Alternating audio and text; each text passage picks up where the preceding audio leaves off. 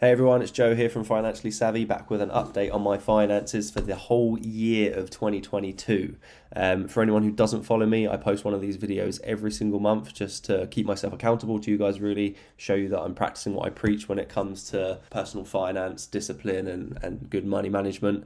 Looking at my spreadsheet, starting with this tab. So this is our monthly balance sheet. What we do is we use this tab of the spreadsheet to set our budget at the beginning of every single month, and it basically tells us how much we should have left over in order to be able to save and invest. So if I clear off our monthly savings there, you can see that it gives us a gap of £6,500 for the month of what we should be able to save and invest. So at the beginning of the month, we pay ourselves first, and we managed to save and invest nearly 5k for the month of December, which is incredible. It's normally a much closer kind of gap. We normally maximize that difference. Obviously, it was Christmas, where there was some like weird stuff going on with our paydays being a little bit earlier in December, so it's kind of skewed it a bit, but it's accurate for the best part. And you can see it basically shows us these nice little visual graphs. So we've got our income versus our outgoings. So you can see the red versus the green, and also our monthly expenses via the different categories split as well. And it also tells us what our savings rate so for December, our savings rate was at 45%, which we're extremely happy with. That's what's going to allow us to ultimately achieve our financial goals, be able to retire early, and clear off our debts and things. So that's incredible.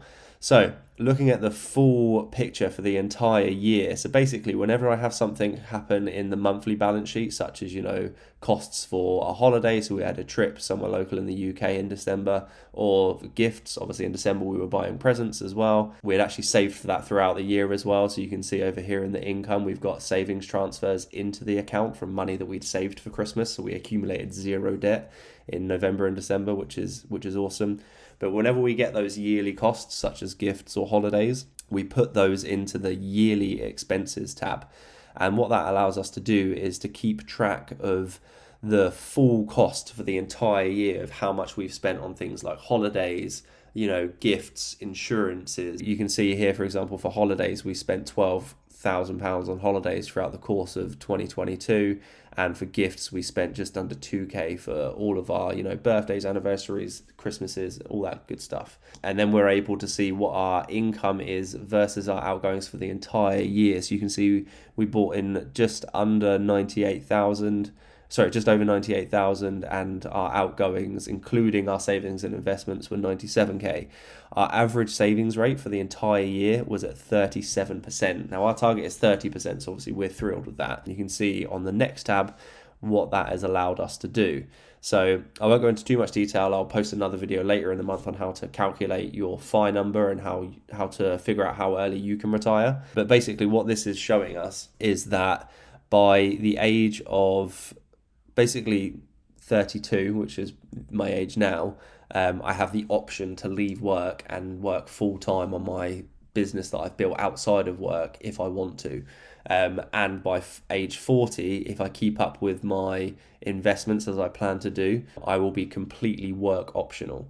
So again, that means within my 30s, I'll be able to stop working with corporate life, that is, and start working 3-4 days a week on my side hustle, and then by age 40 I'll be completely work optional, which means I can just stop working entirely and live off of a drawdown from my investments if I choose to. We've got ample savings based on worst case scenario growth rates, plus worst case scenario additional income rates as well, which we'll have in retirement. And you can use this yourself based on your specific circumstances to calculate this for you as well. So then what the spreadsheet does is it takes our savings, our house equity and assets, and our debts, and it automatically calculates our net worth. So this is normally where I stop the video, but I want to dive in a little bit deeper because 2022 has been a really, really rough year. So you can see at the beginning of the year, our net worth was at 232k, and at the end of the year, it's only gone up by just under 14k. That's despite having invested, like I showed you in the yearly expenses tab, an average savings rate of 37%, coming to a total of 35k having been invested through our different portfolio accounts. The reason for this, as you can see, is at the beginning of the year, our investment accounts were worth a total of just under 54k, and at the end of the year, they're worth less. That's despite having invested 35k throughout the year. Now, this doesn't worry me at all. In fact, it makes me extremely excited, because the reason for this, if we look at these charts here, so the S&P 500 for the last year, if we drag this out, we can see that is down 20% for the year. We can see the NASDAQ, which represents a huge proportion of the stocks I have invested in, is down another 13%. The Dow Jones is down, what do we have here, 8.6%. And I have a lot of individual stocks which I've invested in. In fact, I was a relatively early investor in Tesla. It was one of the first positions I ever bought. So I have a huge position in Tesla, and it accounts for something like over 30% of my portfolio, just by way of it appreciating so much in that time and me continuing to buy a larger position in that company.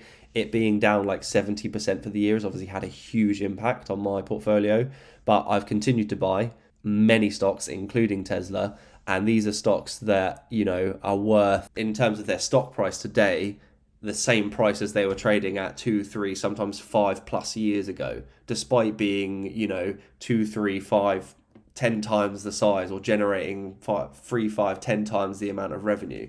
It's crazy. The opportunity that is in the stock market right now for investors is something that we will probably look back on as easily a once in a generational opportunity, but potentially like a once in a century opportunity. The sell-off has been ridiculous, just driven entirely by fear of, inflation, war in Ukraine, and I could list off a whole bunch of things. There's been so much selling pressure on the stock market. It's not being driven by the fundamental performance of the businesses that the stock market represents. Many of them are doing very, very well. Some of them extremely well, considering, like I mentioned, they're trading at prices that they were at 2, 3, 5+ years ago. So although my savings are worth less and my net worth has taken a hit, I'm not worried. I think within the next 2 to 3 years, my net worth is going to take off, honestly, like a rocket, because I've continued to invest in dollar cost average throughout the year.